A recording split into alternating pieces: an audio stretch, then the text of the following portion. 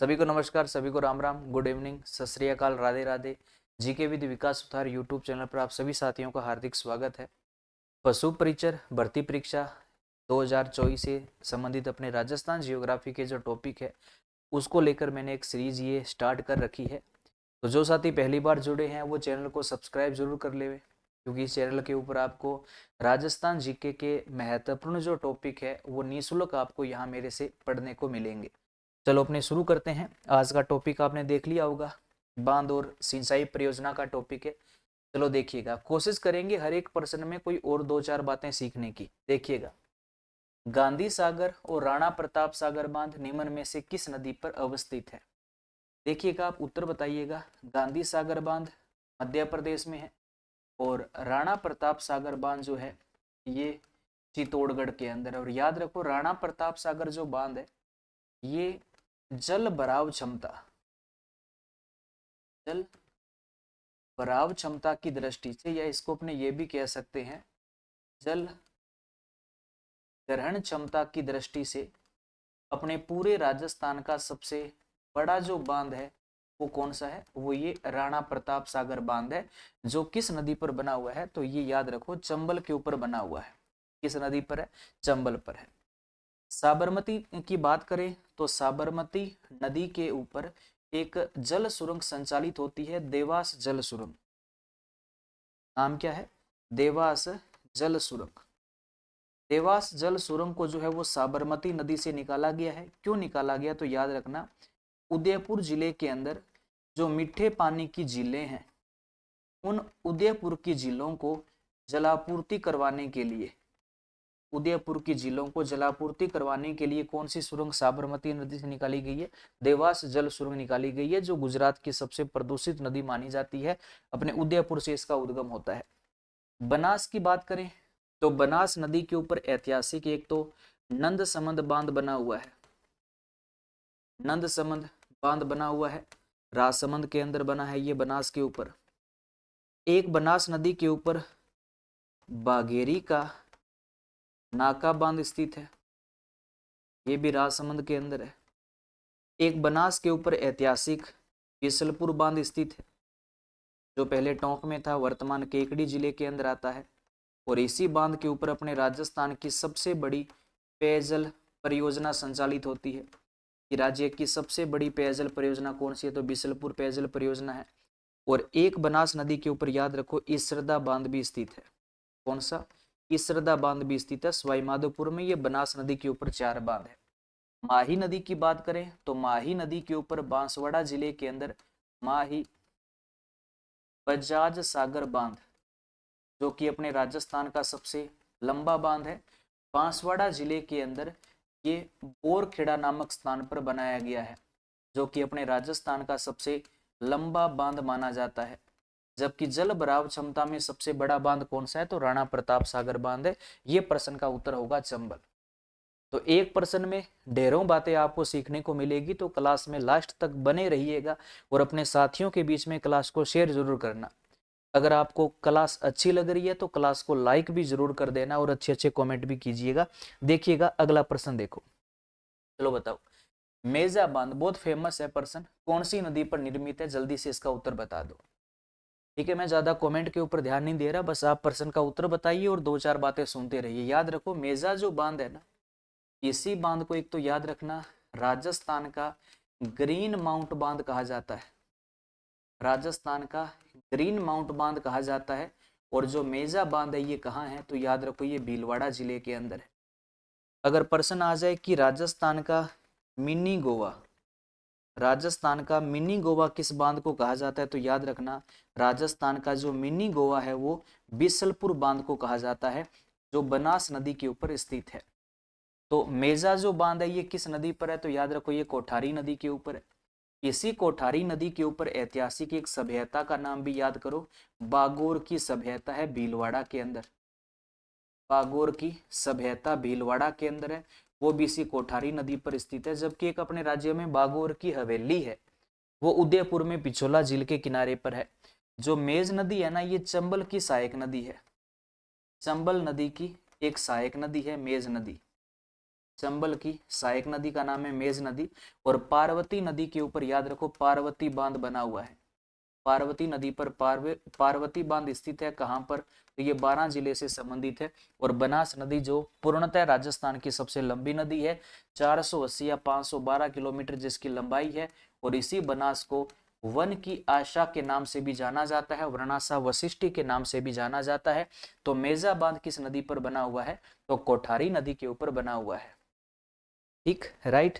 चलो नेक्स्ट प्रश्न का उत्तर बताइएगा, जल्दी करो, कमेंट करो जल्दी से। बनास नदी पर निम्न में से कौन सा बांध निर्मित है? बनास पर कौन सा बांध निर्मित है ये आपको बताना है, जल्दी से कमेंट करके बता दो। जवाई जो बांध है ये पाली जिले के सुमेरपुरा कस्बे के अंदर बना हुआ है। पाली जिले का सुमेरपुरा कस्बा है। और ये किस नदी पर बना हुआ है? तो ये जवाई नदी के ऊपर बना हुआ है जो लूणी की सहायक नदी है। और इसी जवाई बांध को कहा जाता है मारवाड़ का अमृत सरोवर। मारवाड़ का अमृत सरोवर किसको कहा जाता है? जवाई बांध को। और ये जो जवाई बांध है ये अपने पश्चिमी राजस्थान का या मरुस्थल का जल भराव क्षमता की दृष्टि से, जल भराव क्षमता की दृष्टि से ये पश्चिमी राजस्थान यानी कि मरुस्थल में आने वाला सबसे बड़ा बांध माना जाता है। इसको मरुस्थल का, मारवाड़ का या पश्चिमी राजस्थान का अमृत सरोवर भी कहा जाता है। बिसलपुर जो बांध है इसी बांध को राजस्थान का मिनी गोवा कहा जाता है। और ये जो बिसलपुर बांध है ये अपने राजस्थान में रंगीन मत्स्य पालन के लिए प्रसिद्ध है। रंगीन मत्स्य पालन के लिए प्रसिद्ध है। और इसी बिसलपुर बांध के ऊपर अपने राजस्थान की सबसे बड़ी पेयजल परियोजना संचालित होती है। राजस्थान की सबसे बड़ी जो पेयजल परियोजना है उसका नाम क्या है? बिसलपुर पेयजल परियोजना है। और जो मेजा बांध है ये भीलवाड़ा के अंदर कोठारी नदी के ऊपर बना हुआ है। किस नदी पर है? कोठारी नदी के ऊपर ये मेजा बांध है भीलवाड़ा जिले के अंदर। और इसी मेजा बांध को राज्य का ग्रीन माउंट बांध कहा जाता है। रामगढ़ जो बांध है ये 12 जिले के अंदर है। तो बनास नदी पर कौन सा बांध है? तो याद रखो ये बिसलपुर जो बांध है किस नदी पर बना हुआ है? बनास नदी के ऊपर बना हुआ है। बिल्कुल बिल्कुल भी। सभी को नमस्कार, सभी को राधे राधे। जो पहली बार इस चैनल को, इस क्लास को देख रहा है, पहली बार चैनल में आया है, वो चैनल को सब्सक्राइब जरूर कर ले। मैं भाई हाथ जोड़कर निवेदन है। और अगर क्लास आपको अच्छी लग रही है तो अपने साथियों के बीच में इस क्लास को शेयर करना मत भूलिएगा। अपने व्हाट्सअप स्टेटस के ऊपर इस क्लास के लिंक को जरूर लगाइएगा, क्योंकि आपका जो ये कमेंट है, आपका जो ये विश्वास है, यही है मेरा मनोबल बढ़ाता है और कुछ नया करने को मुझे प्रोत्साहित करता है। एक दो दिन में मैं एक और सीरीज शुरू करने वाला हूँ जिसमें केवल एक पर्सन, जिसमें पर्सन जिस पॉइंट से संबंधित होगा वो पॉइंट आपको पूरा डिटेल में उसमें पढ़ने को मिलेगा। एक दो दिन में वो भी एक सीरीज डेली की शुरू होगी। टाइमिंग थोड़ा डिसाइड करना चाह रहे हैं कि सुबह का रखें, दोपहर का या शाम का, तो वो टाइमिंग आप ज़रूर कमेंट करके बताना कि उस सीरीज़ की टाइमिंग क्या रखी जाए। केवल एक पर्सन 5 से 10 मिनट की क्लास हुआ करेगी। जिस पॉइंट के ऊपर प्रश्न होगा उस पॉइंट को पूरा डिटेल में, जैसे मान लो कोई मिट्टियों का प्रश्न होगा तो उस प्रश्न में मिट्टियों का टॉपिक पूरा डिटेल में समझाऊंगा। इंदिरा गांधी नहर का प्रश्न होगा तो उसमें इंदिरा गांधी नहर पूरा डिटेल में पढ़ेंगे। तो एक पर्सन में पूरा पॉइंट कवर, यानी कि ये मान लो कि पूरा का पूरा सुपड़ा साफ करेंगे। चलो बताइएगा, सही सुमेलित नहीं है। देखिएगा, पांचना बांध करौली में है ना, और किस नदी पर बना हुआ है? तो याद करो ये गंभीर नदी के ऊपर बना हुआ है। और इसी गंभीर नदी को राजस्थान की उटकर नदी भी कहा जाता है। और जो पांचना बांध है ये अपने राजस्थान में मिट्टी से निर्मित सबसे बड़ा बांध माना जाता है। और पांचना बांध याद रखना, अमेरिका के सहयोग से पांचना बांध का निर्माण हुआ था। मेजा बांध भीलवाड़ा में है, बार बार पेपरों में प्रश्न आता है। और मेजा बांध किस नदी पर है? तो याद रखो कोठारी नदी पर है। जवाई बांध जालोर में थोड़ी है, जवाई बांध कहाँ पर है? पाली में है। तो जालोर में कौन सा बांध है? याद रख लेना, ये भी पेपर में खूब आता है। बांकली बांध जालोर में है। और किस नदी पर है? तो इससे पहले वाली क्लास में आपको बताया था, सूकड़ी नदी पर है। बांकली बांध परियोजना जालोर से संबंधित है। चाकण बूंदी में है। और चाकण जो है ना ये चंबल की सहायक नदी है। किसकी सहायक नदी है? तो ये चंबल की सहायक नदी है। इसका उत्तर हो जाएगा 3 नंबर, क्योंकि जवाई जालोर में नहीं है, पाली में है। जालोर में तो बांकली बांध जो ऐतिहासिक बांध है वो स्थित है, और जवाई बांध को आपको पता है मारवाड़ का अमृत सरोवर भी कहा जाता है। चलो बताओ नेक्स्ट प्रश्न। नवनेरा बांध किस तहसील में स्थित है, जल्दी से बता दो। नवनेरा जो बांध है ना, याद रखो कोटा जिले के अंदर है, और ये मेन काली सिंध नदी के ऊपर निर्मित है। इस नदी पर, काली सिंध नदी के ऊपर ये बनाया गया है। और इस बांध का जो निर्माण है, याद रखना, पूर्वी नहर परियोजना, पूर्वी नहर परियोजना के अंतर्गत इस बांध का निर्माण हुआ था। और पूर्वी नहर परियोजना जो है ना, ये चंबल प्लस चंबल की सहायक नदियों पर, चंबल की सहायक नदियों पर यह परियोजना विकसित की जा रही है, विकसित की जा रही है। और इस परियोजना से दक्षिणी पूर्वी राजस्थान के लगभग 13 जिलों को जलापूर्ति होगी। जो करंट जीके का भी प्रश्न है, याद रखना, पूर्वी नहर परियोजना से कितने जिलों को जलापूर्ति होगी? 13 जिलों को। किस नदी पर यह विकसित की जा रही है? तो चंबल और चंबल की सहायक नदियों पर। इसी नहर परियोजना के अंतर्गत कोटा जिले की दिगोद तहसील के अंदर कौन सा बांध बनाया गया? नवनेरा बैराज या नवनेरा बांध, जो किस नदी पर बना हुआ है? तो याद रखना काली सिंध नदी के ऊपर बना हुआ है। और ये प्रश्न आगामी परीक्षाओं में आपको जरूर दिखने को मिलेगा, क्योंकि ये परियोजना स्टार्टिंग में, इस परियोजना के तहत मध्य प्रदेश के साथ में जो समझौता हुआ था जल के बंटवारे को लेकर, उसमें बीजेपी गवर्नमेंट ही थी, और अभी वापिस अपने राजस्थान में बीजेपी गवर्नमेंट है। तो ये अब तक इंदिरा गांधी नहर के बाद में दूसरी सबसे बड़ी नहर परियोजना है। तो आगामी परीक्षाओं में इस बैराज का प्रश्न आपको जरूर देखने को मिलेगा। दो बातें याद रखो, नवनेरा बैराज किस जिले में है? कोटा में, दिगो तहसील में। किस नदी पर है? तो याद रखो काली सिंध नदी पर है। अगर दो दो ऑप्शन में आ जाए ना, तो ये काली सिंध और चंबल दोनों है, लेकिन एक पूछे तो मेन काली सिंध याद रखना, चंबल मत कर देना। और नवनेरा बैराज किस परियोजना का हिस्सा है? तो याद रखो पूर्वी नहर परियोजना का हिस्सा है। और पूर्वी नहर परियोजना से कितने जिलों को जलापूर्ति होगी? तो 13 जिलों को जलापूर्ति होगी। ये 2-3 बातें याद रखिएगा। नेक्स्ट प्रश्न बताओ, इंदिरा गांधी की मुख्य नहर की लंबाई। अब देखो इंदिरा गांधी मुख्य नहर की लंबाई यहां पर पूछी है, ध्यान देना। जैसे देखो अपने अगर बात करें तो जो IGNP है, इंदिरा गांधी जो नहर परियोजना है ना, इसके 2 हिस्से हैं। एक हिस्से को अपने राजस्थान फीडर के नाम से जानते हैं, और इसके दूसरे हिस्से को अपने मुख्य नहर के नाम से जानते हैं। अब बात को समझना, इंदिरा गांधी नहर के ये 2 भाग है। अब इस नहर का जो राजस्थान फीडर वाला हिस्सा है, आपको ऑफलाइन क्लास का अगर कोई स्टूडेंट है तो उसको मैं अच्छे से करवाता हूँ। राजस्थान फीडर जो है ना, ये हरिके बैराज से लेकर, हरिके बैराज से लेकर हनुमानगढ़ के अंदर जो मसीता वाली हेड है, यहां तक राजस्थान फीडर है। और मसीता वाली हेड से लेकर जैसलमेर में एक कस्बा आता है मोहनगढ़, यहां तक क्या है? मुख्य नहर है मसीता वाली हेड से। अब हरिके बैराज से मसीता वाली हेड तक जो राजस्थान फीडर है ना, इस राजस्थान फीडर की पंजाब में लंबाई है लगभग 150 किलोमीटर, हरियाणा में इसकी लंबाई है 19 किलोमीटर, और राजस्थान में इसकी लंबाई है 35 किलोमीटर। तो राजस्थान फीडर की टोटल लंबाई है 204 किलोमीटर। और जो ये मुख्य नहर है मसीता वाली हेड से मोहनगढ़ तक, ये तो केवल राजस्थान के अंदर ही है।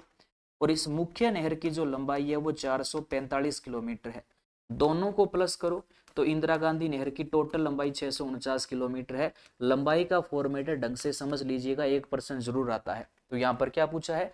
मुख्य नहर की लंबाई कितनी है? तो मुख्य नहर कितनी है? 445 किलोमीटर है। अगर ये पूछता इंदिरा गांधी फीडर की लंबाई कितनी है, तो इंदिरा गांधी की राजस्थान फीडर की लंबाई फिर कितनी होती? 204 होती। अगर ये सीधा पूछता कि इंदिरा गांधी नहर की कुल लंबाई कितनी है, तो कुल लंबाई कितनी है? तो 649 किलोमीटर है। वो अलग अलग होता, यानी कि 445 इंदिरा गांधी नहर की जो मुख्य भाग है या जो मुख्य नहर है उसकी लंबाई है, 204 किलोमीटर राजस्थान फीडर की लंबाई है, और 649 किलोमीटर इंदिरा गांधी नहर की कुल लंबाई है। और ये 649 कुल लंबाई कहाँ से कहाँ तक है याद रखना, ये हरिके बेरा से लेकर मोहनगढ़ तक है, क्योंकि मुख्य जो इंदिरा गांधी नहर है वो मोहनगढ़ पर आकर खत्म हो जाती है। मोहनगढ़ के बाद में इसका लास्ट पानी गडरा रोड तक जाता है, जो इसकी एक बाबा रामदेव नाम की उपशाखा ले जाती है। यानी कि मुख्य इंदिरा गांधी नहर का अंतिम बिंदु मोहनगढ़ है और इंदिरा गांधी नहर का अंतिम छोर पूछे तो गडरा रोड है। याद रखिएगा, 1 नंबर सही उत्तर होगा। चलो बताओ नेक्स्ट प्रश्न जल्दी से।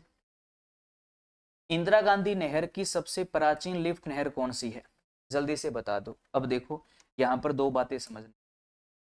इंदिरा गांधी नहर का जो निर्माण है ना, वो 2 चरणों में हुआ था। कितने चरणों में हुआ था? 2 चरणों में। प्रथम चरण और इधर अपने करते हैं सेकंड चरण। 2 चरणों में इंदिरा गांधी नहर बनी थी, बात को समझना। प्रथम चरण की शुरुआत हुई 1958 में और प्रथम चरण पूरा हो गया 1975 में। ठीक है। सेकंड जो चरण है ये पहले चरण के खत्म होने से पहले ही शुरू हो गया था 1972-73 में, और सेकंड चरण की समाप्ति हुई थी 1986 में। यानी कि इंदिरा गांधी जो नहर है ये पूरी बनकर किस वर्ष कंप्लीट हुई थी? तो 1986 में ये नहर बनकर कंप्लीट हो गई थी। और निर्माण कब शुरू हुआ? तो 1958 में नहर का निर्माण हुआ। अब देखो, ये इसके निर्माण का प्रथम चरण है और ये इस नहर के निर्माण का सेकंड चरण है। अब जो प्रथम चरण था इसमें क्या क्या निर्माण हुआ था याद रखो। प्रथम चरण में एक तो इंदिरा गांधी नहर के अंदर जो राजस्थान फीडर वाला जो भाग है 204 किलोमीटर का, वो पूरा बनकर कंप्लीट हो गया। इसके अलावा प्रथम चरण के अंदर जो मुख्य नहर है वो भी कुछ बना दी थी, लगभग 189 किलोमीटर।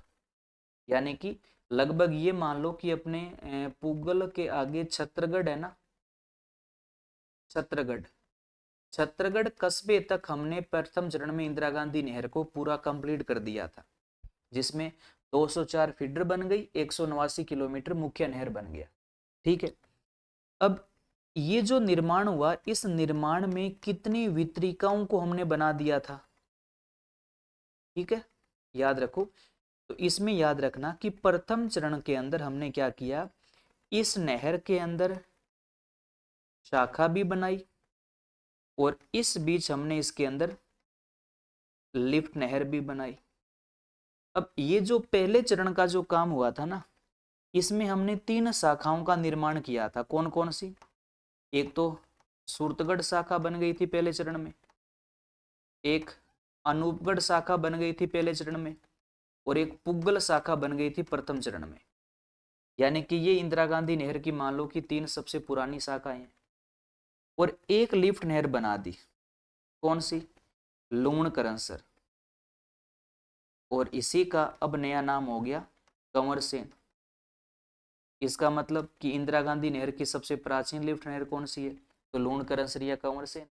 इस प्रकार से नहर के अंदर प्रथम चरण का निर्माण कार्य हुआ था, जिसमें हमने 3 शाखाएं बना दी थी और एक लिफ्ट नहर बना दी थी।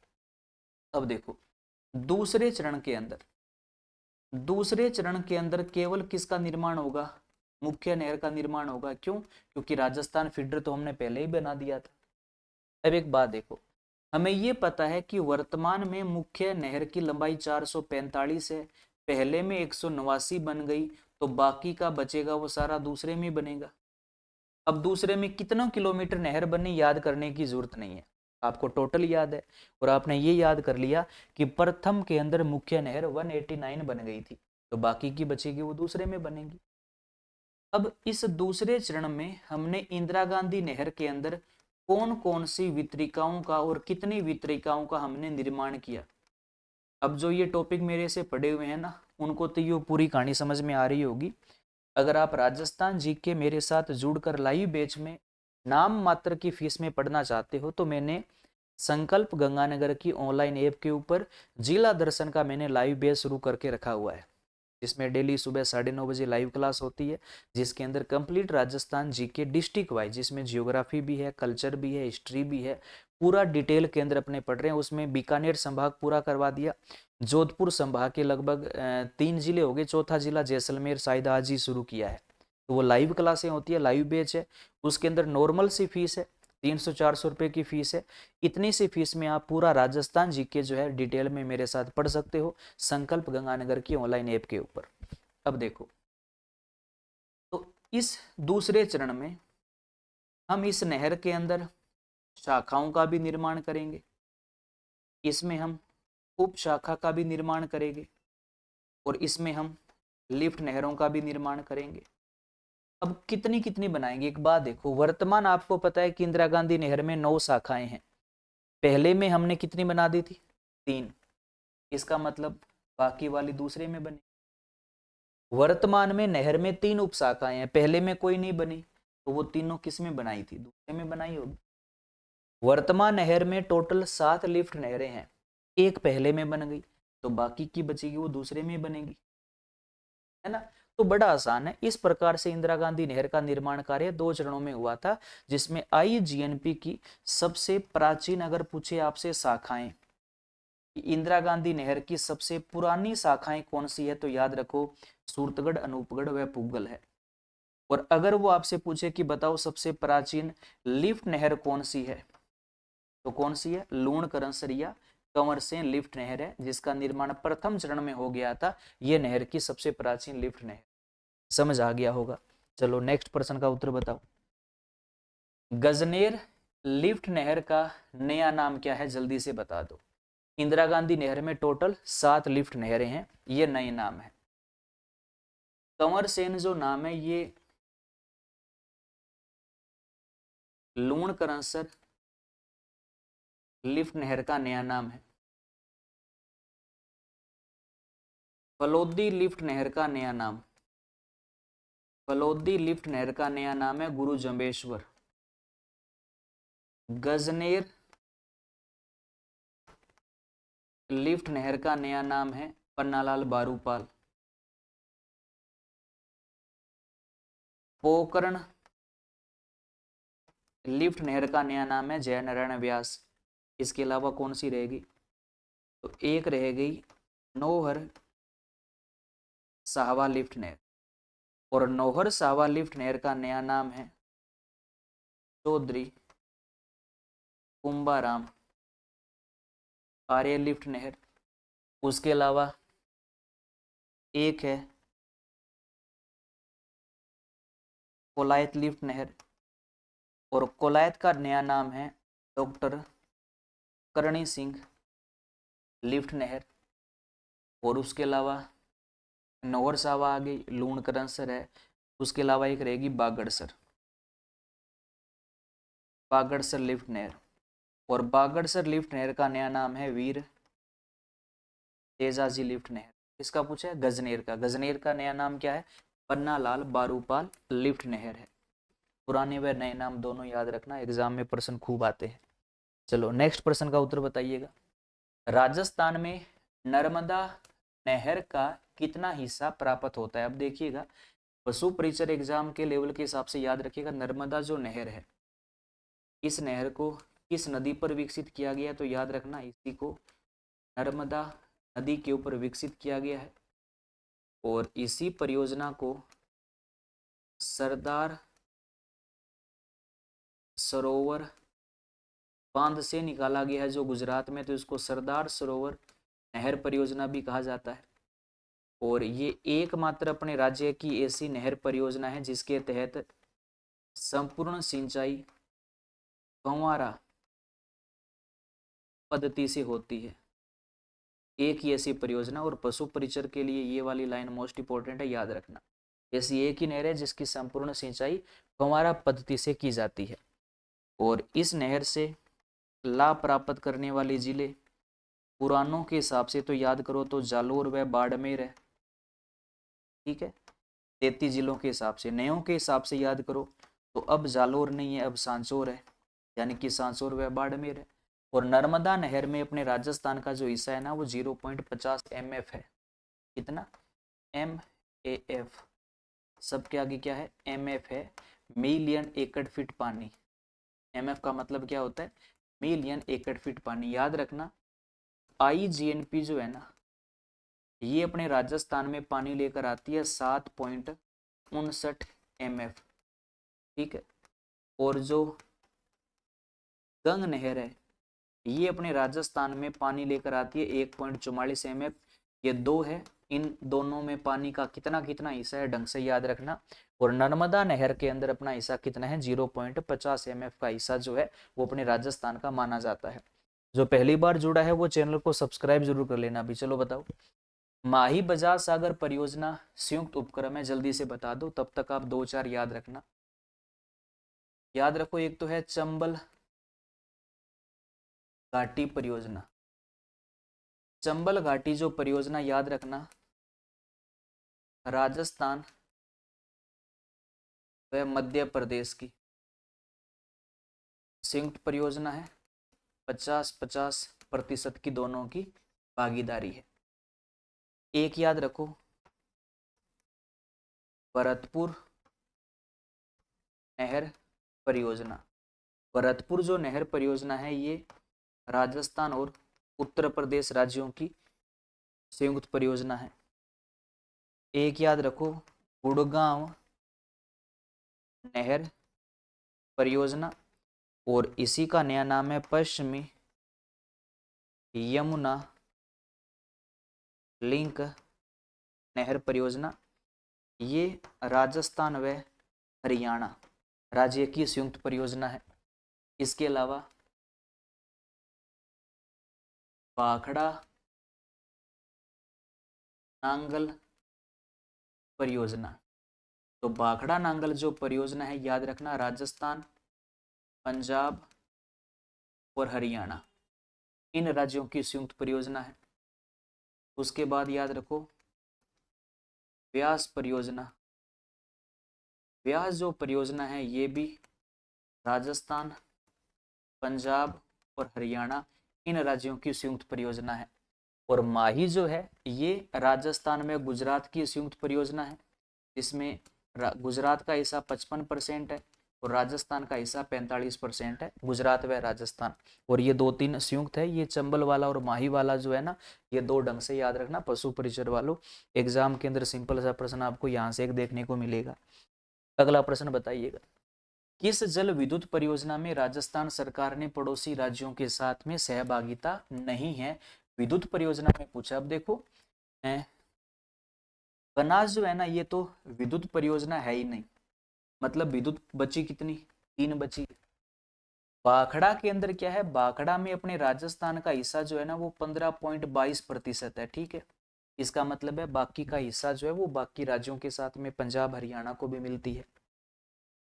चंबल के अंदर क्या है, अपने राजस्थान का हिस्सा ना 50% है, विद्युत की बात कर रहा हूँ। चंबल में विद्युत का हमारा हिस्सा 50% है। याद करो माही जो है ना है तो राजस्थान में गुजरात की संयुक्त परियोजना, लेकिन इसमें क्या होता है कि विद्युत में 100% जो हिस्सा है वो केवल किसका है, राजस्थान का है। मतलब इसका कि विद्युत परियोजना के अंदर हम माही में 1% भी बिजली गुजरात को नहीं देते, ये 100% अपने राजस्थान राज्य की स्वयं की एक संयुक्त विद्युत परियोजना है। इसका मतलब कि माही परियोजना के अंदर जो है ना 45-55 का रेशो राजस्थान व गुजरात का, ये रेशो केवल किस में काम करता है, जल में काम करता है। 100% विद्युत का फायदा केवल हमारे राजस्थान को ही मिलता है, याद रखिएगा, बड़ा काम का प्रश्न है। नेक्स्ट प्रश्न बताओ, सोम कमला अंबा सिंचाई परियोजना निम्न में से किस जिले में है? जल्दी से बता दो सोम कमला अंबा, तब तक आप 2-3 नाम याद रखना। अगर वो प्रश्न करे गोसुंडा बांध परियोजना तो चित्तौड़गढ़ जिले से संबंधित है। सोम कागदर बांध परियोजना उदयपुर जिले से संबंधित है। उसके अलावा आनंदपुरा भूकिया नहर परियोजना बांसवाड़ा जिले से संबंधित है। और एक नाम याद रखना भिखाबाई सागवाड़ा नहर परियोजना डूंगरपुर जिले से संबंधित है। और सोम कमला अंबा जो है ना ये भी डूंगरपुर जिले से संबंधित है। सोम नदी पर यह संचालित होती है और कमला और अंबा जो है ना ये दोनों सोम की सहायक नदियां हैं। तो इसका उत्तर हो जाएगा 1 नंबर डूंगरपुर जिला। नेक्स्ट बताइएगा, चलो जल्दी से बता दो। गंग नहर को किस नदी पर विकसित किया गया? गंग नहर जो कि अपने राजस्थान की सबसे प्राचीन नहर परियोजना है, जिसका निर्माण 1927 में महाराजा गंगा सिंह के द्वारा करवाया गया था। तो याद रखना इस गंग नहर को ना केवल सतलज नदी पर विकसित किया गया था, इसमें व्यास नदी का कोई योगदान नहीं है। याद रखना सतलज और व्यास दोनों का नाम किस नहर में आएगा? दोनों का नाम इंदिरा गांधी नहर में आएगा। गंग नहर को केवल और केवल किस पर विकसित किया गया है? सतलज नदी पर विकसित किया गया है। और गंग नहर हमारी सबसे प्राचीन नहर परियोजना है, जिससे लाभ प्राप्त करने वाला जिला पहले से केवल एक गंगानगर था, लेकिन वर्तमान में 2 है, गंगानगर व अनूपगढ़। इन दोनों जिलों को गंग नहर का फायदा मिलता है। और गंग नहर अपने राजस्थान में कितना पानी लेकर आती है? तो याद रखो 1.44 mm पानी जो है वो गंग नहर अपने राजस्थान में लेकर आती है। चलो आज का सेकंड लास्ट प्रश्न जल्दी से बता दो। मानसी वाकल परियोजना का उद्देश्य किस नगर को पेयजल की उपलब्ध करवाना है? अब देखो मानसी वाकल है क्या, पहले तो याद रखो मानसी जो वाकल है ना ये दोनों साबरमती की सहायक नदियां हैं। ठीक है, दोनों साबरमती की सहायक नदियां हैं और ये परियोजना उदयपुर जिले को पेयजल की आपूर्ति करवाती है। खास बात क्या है याद रखना, मानसी वाकल जो परियोजना है ना ये सुरंग पर आधारित राजस्थान की प्रथम पेयजल परियोजना है। सुरंग पर आधारित राज्य की प्रथम पेयजल परियोजना कौन सी है? तो वो मानसी वाकल है। और खास बात है इस परियोजना का जो संचालन है वो भारत सरकार की कंपनी हिंदुस्तान जिंक लिमिटेड के द्वारा होता है। और हिंदुस्तान जिंक लिमिटेड का मेन मुख्यालय देबारी उदयपुर के अंदर है। वही इस परियोजना का संचालन करता है जो उदयपुर जिले को जलापूर्ति करवाने का काम करती है। जोधपुर में याद होगा, जोधपुर ग्रामीण जिले के अंदर लूणी नदी के ऊपर ऐतिहासिक जसवंत सागर बांध बना हुआ है। कोटा जिले की बात करें तो यहाँ पर नवनेरा बैराज याद रखना बड़ा महत्वपूर्ण है, क्योंकि ये पूर्वी नहर परियोजना का हिस्सा है। नवनेरा बैराज काली सिंध पर कोटा में बना हुआ है। झालावाड़ जो जिला है यहाँ पर काली सिंध नदी का है, तो काली सिंध परियोजना का संबंध झालावाड़ से है। तो मानसी वाकल परियोजना का उद्देश्य उदयपुर जिले को पेयजल की आपूर्ति करवाना है। और सुरंग पर आधारित पहली पेयजल परियोजना कौन सी है? तो याद रखो मानसी वाकल पेयजल परियोजना है। और आज का ये लास्ट प्रश्न, जिसका सही आंसर क्या होगा ये आपको क्लास होने के बाद मेन कमेंट बॉक्स में कमेंट करके इस प्रश्न का उत्तर बताना है। और अगर आप सीईटी पशु परिचर किसी भी परीक्षा की तैयारी करते हो और आप किसी भी प्रकार की टेस्ट सीरीज, नए बैच, नोट्स, बुक्स के बारे में अगर किसी भी प्रकार का डाउट है तो आप मुझे इस नंबर के ऊपर व्हाट्सएप कर सकते हो। बाकी जो साथी पहली बार चैनल में आया है वो चैनल को सब्सक्राइब जरूर कर लेवें। अपने साथियों के बीच में क्लास को शेयर भी अधिक से अधिक जरूर करना भाई। ठीक है, एक वो 5 मिनट वाली जो क्लास है वो 1-2 दिन में मैं दोबारा शुरू करूँगा। टाइमिंग आप थोड़ा अपने हिसाब से कमेंट में ज़रूर बताइएगा कि सुबह का टाइमिंग या शाम का टाइमिंग जो भी हो वो ज़रूर कमेंट करके बताइएगा। बाकी कल एक नए टॉपिक के साथ अपनी फिर मुलाकात होगी। तब तक आप पढ़ते रहिए, स्वस्थ रहिए, मुस्कुराते रहिए, आनंद में रहिए। सबका बहुत बहुत धन्यवाद। जय हिंद, जय भारत।